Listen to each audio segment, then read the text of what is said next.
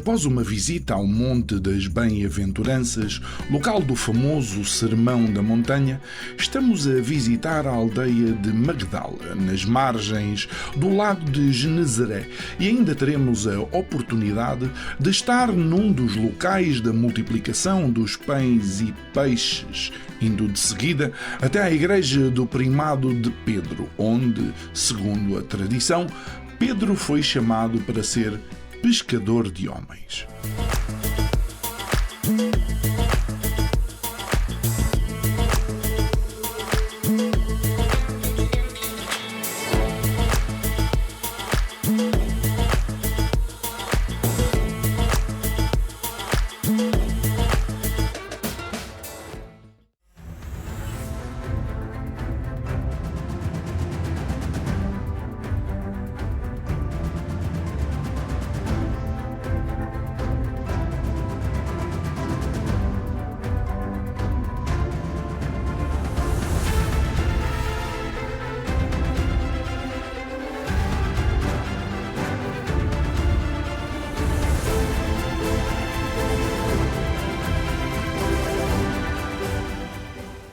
We are a few meters away from the synagogue that we talked about, and we filmed and showed how amazing that discovery was.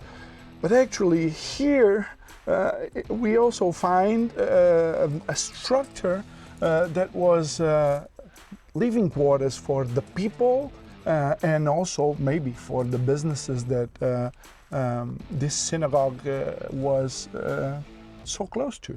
Yes, yes. This is an amazing discovery, and we found it thanks to Mexican technology that was brought here by the archaeologist. And so we have, what do we have here? We have a ritual bath here, which was the first one we found. Then we found a second one over here on the western side of this street. And then we found the third one over here, so the second one and the third one. And then we found that these were connected. And when we found they were connected, we realized they're thinking of having them joined, and now we find holes in this one, so we know there's a fourth one, and then we found the fourth one behind this one, further west of this one. Another little detail we can see while we're here is the plaster on the wall at the doorway. But a very interesting thing is there's no plaster inside the ritual bath where the water is, and that's important because normally they protected the cleanliness of the water with plaster. But here, they wanted the water to come in because it was pure. And it was pure water coming from Mount Arbel.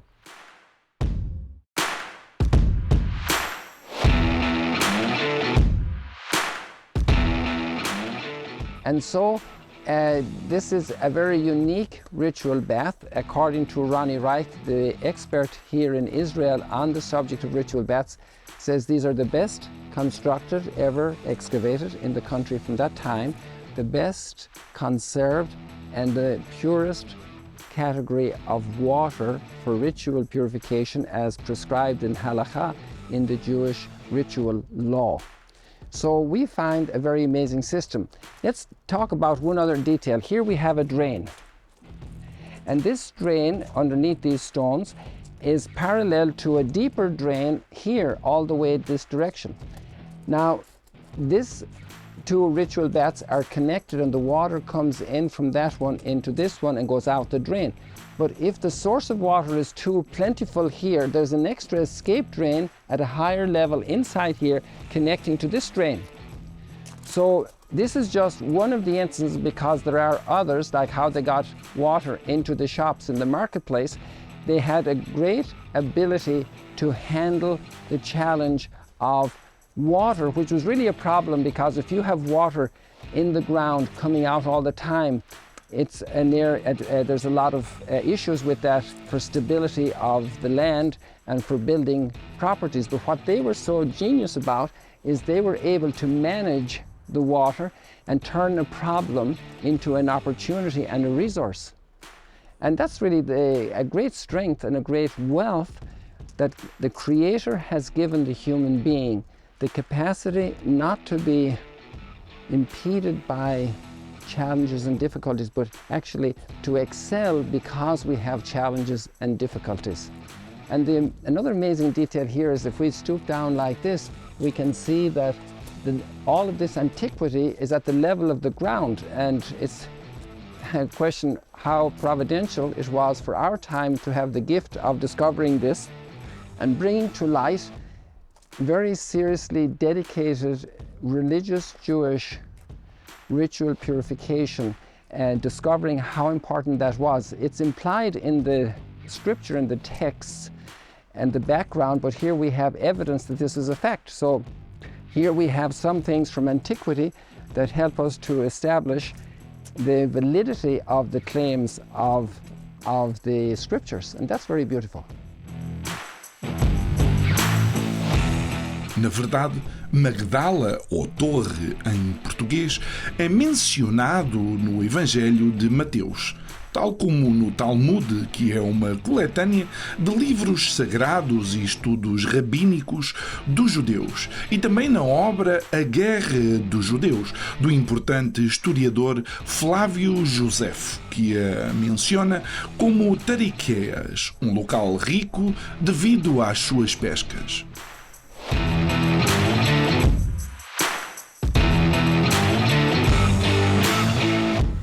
One of the things that we are seeing, for instance, in this place, is that the findings do support a community that has both business, family, and even shops. And hard work. And hard work, obviously. So here we have a very well-built street, and the stones are that thick. So why do you build a street this strongly when the room next door is so soft? You see the floor over here is very soft. So there's a difference. So and it then means obviously in this room you are just sitting down or sleeping or storing things and just walking a little bit, but here you are doing heavy work, so you need a better surface to be able to carry out the work. even with the tools that they use at the time, because Yes. normally the tools at the time were really heavy also for some of the work they did. Exactly, and here we have this set of pools. Some of them are still to be excavated. So we have a number of pools, and then if we go to the end of the street, we have all the steps going down deeply into the ground. There are 9 steps, and they are extracting water from these steps and bringing it out to fill the pools. So you see a very organized system. And then just further south, behind the wall, there further south, you have pools that are not yet excavated. Yeah, we showed some of those pools, and again, Father, it's amazing our community like this, where, and I'm sorry for the analogy, but water is gold, Yes. and yet they do manage water brilliantly. Exactly. Now there's another very important thing, since you are from Portugal, and you have the exact same structures in Troia. In Troia, In Troia, outside of Lisboa. yeah, next to Setúbal.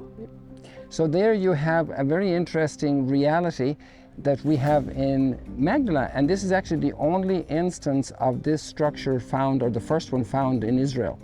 So in Troia, it's part of a network of Roman Empire fish processing industry to provide for a consumer society like we have in the Western world today. And if you see, you have pools in Troia this size, but you also have ones that are 2 or 3 meters cubic, Yeah, cubic meter. and there are dozens of them. So they reached a stage of mass production of garum, which is a sauce with fermented fish. So it stank, it was horrible Yeah, yeah. smell, but the people loved it. And so Well, they, Swedish people still love herring and other fish that are really challenging to smell for some people, for some people. and for Okay. others they're a delight. Of course, that's Like what we are cheese, saying. like cheese. Yeah, like cheese. So then we have another set just like this underneath the building, and we sacrificed 5 bedrooms to conserve and protect and display those units. And this is, according to the dominant theory, this was infrastructure for fish processing. Like everything in archaeology, there are always other opinions. Some people have spoken about dyeing clothes because we knew this coloring of clothes was also carried out Yeah, in that's Magdala. true. And then there were other theories about this space.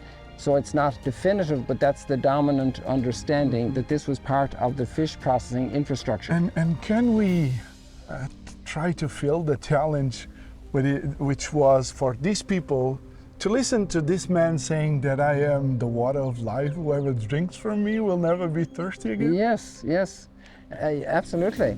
And also all the talents, developing your talents is a great message.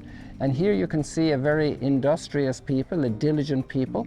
And it's nice to see infrastructure from human activity that's related to the struggle for life and the effort to provide for family and to improve what's given to us and to bring it to the next level. Na verdade, uma comunidade funcional.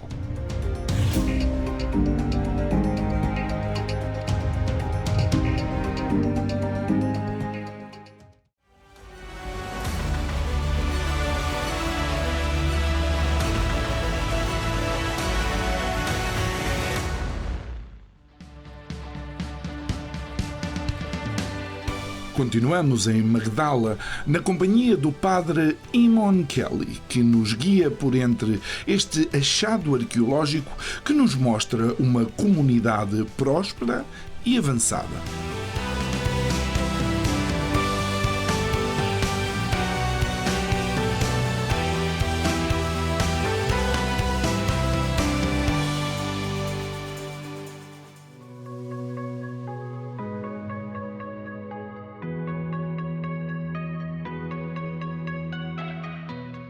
So Joan was very impressed when I said, "How did you like our synagogue?"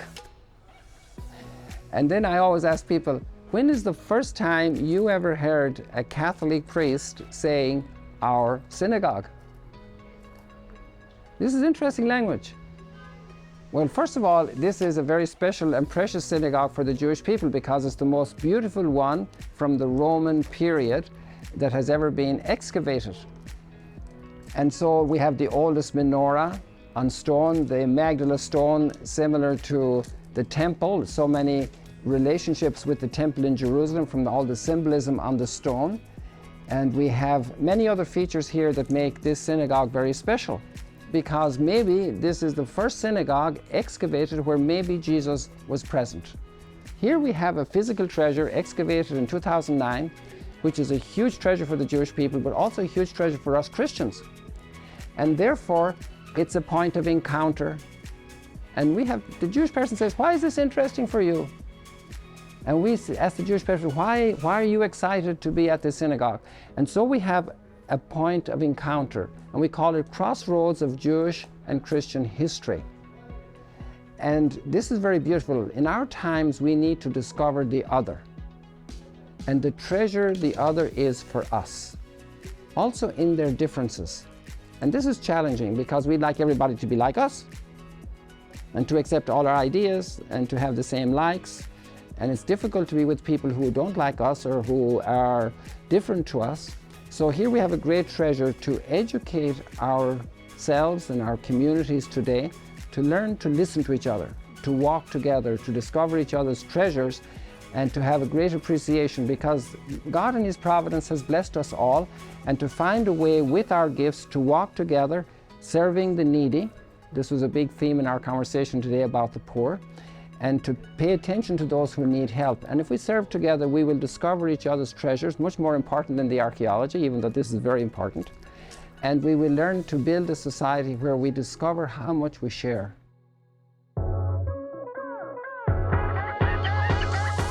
Deixamos então Magdala para trás com a firme convicção de que também comunidades funcionais e geradoras de riqueza foram tocadas pela mensagem do Nazareno que trilhou estas terras. E chegamos a um local muito peculiar, por causa não só do milagre, mas também pela contundência que partiu da mensagem dita.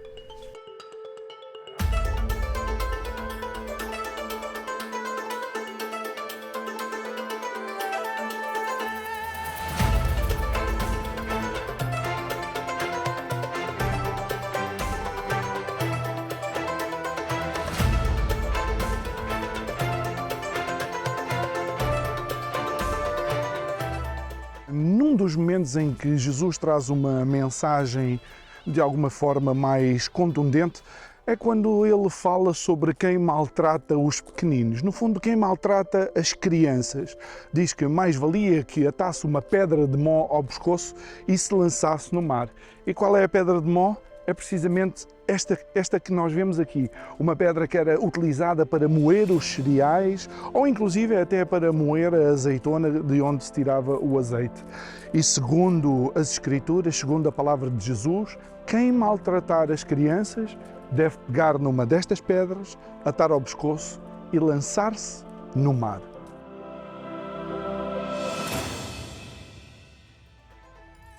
Estes e outros foram os desafios da mensagem de Jesus, que na maioria das vezes entrou em choque direto com o status quo social, político e religioso. É que, uma vez mais o dizemos, Jesus não veio para afirmar uma religião, mas sim uma relação entre a humanidade e Deus.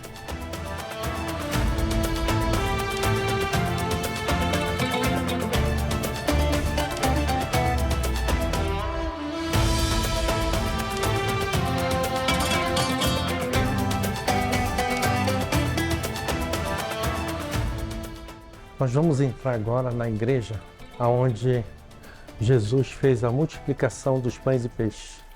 Esse é o local da igreja.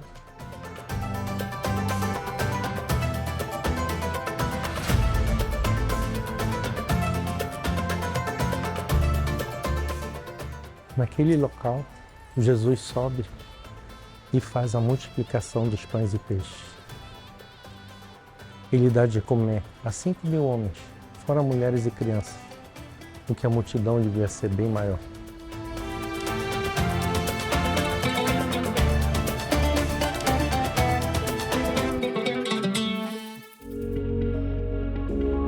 Nós vamos visitar agora a passagem de Primado de Pedro.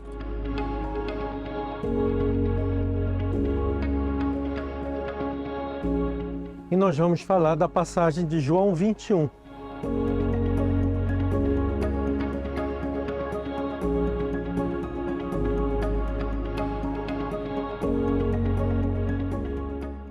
Nós estamos num local onde, exatamente nessas águas, um pouco mais à frente, é onde Jesus convidou os primeiros pescadores de homem, venham pescar homens e não mais peixes.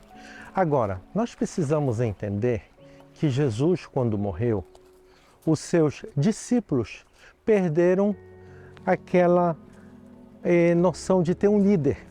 E aqueles discípulos, eles voltaram para o mar da Galileia para pescar. Eles pensaram o seguinte: meu líder morreu, então eu vou voltar a fazer o que eu fazia antes de ter o meu líder. Eles vão passar a noite inteira pescando. Eles não sabem que o Senhor ressuscitou. E naquela noite, Jesus aparece e daqui, provavelmente desta pedra, ele grita: pescadores, pescadores, pescaram alguma coisa? Não, Senhor, estamos a noite inteira pescando. Eles não percebem que se trata do Senhor. E Jesus, no momento que ele ordenou, joguem a rede para o lado direito, aqueles homens tiveram uma pesca milagrosa de 153 peixes. O número 153 era o número de povos que se conhecia naquela época. Jesus, o verdadeiro Deus, agora vem alimentar todos os povos da terra. Daí o número 153. Ainda nesta passagem, Jesus pede: tragam aqui 2 peixes.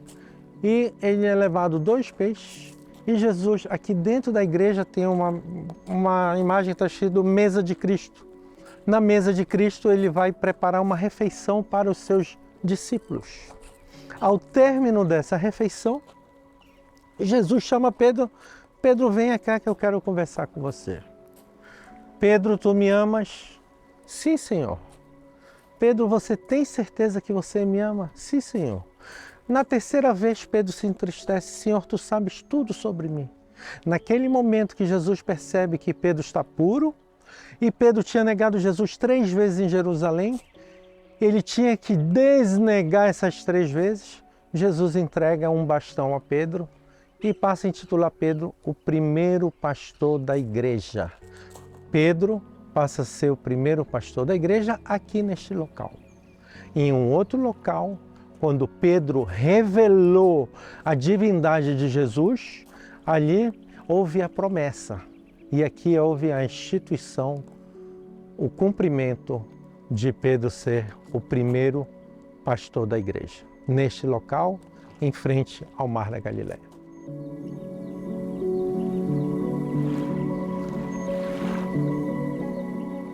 Mais profundo que a chamada de um homem específico é a chamada de todos aqueles que se tornam seguidores de Cristo a ir em busca das almas e fazer a palavra de Deus.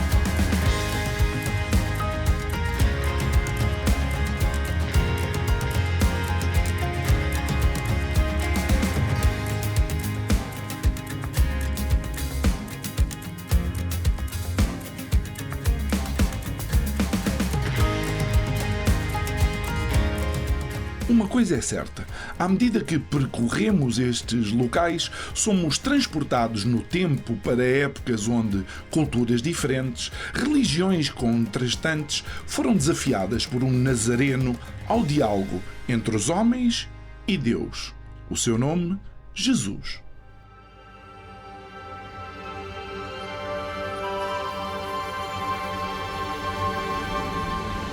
Mas enquanto não ascendemos aos céus, fica a sensação de ser impossível dissociar estes locais da importância que o divino teve e tem na própria natureza da sua existência.